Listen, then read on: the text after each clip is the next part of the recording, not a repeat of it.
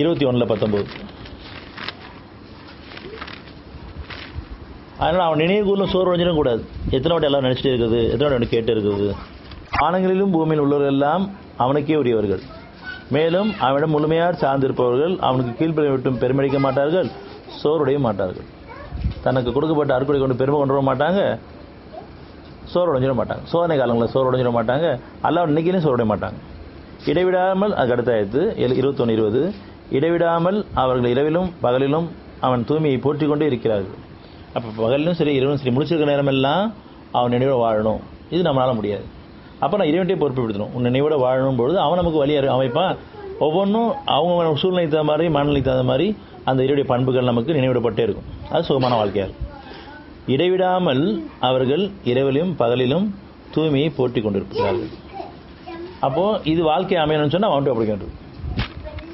அதில் முதல்ல நீங்கள் காலையிலையும் மாலையிலையும் அவன்கிட்ட தியானிச்சு பாடுங்க. அவன் நினைவுகளை அதிகமாக கூர்ந்து பாடு. ஆரம்ப காலங்களில் முதல் காலையிலே மாலையாவது அவன் நினைவுகளை வாழ்றதுக்கான வழிகளை நம்ம அமைச்சுக்கணும்.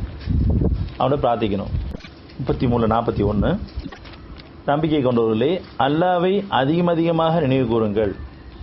பெரும்பாலும் நம்ம குறைவாக நினைவு விட்டுருக்கோம். இன்னும் காலையிலும் மாலையிலும் அவன் தூய்மையை போற்றுங்கள்.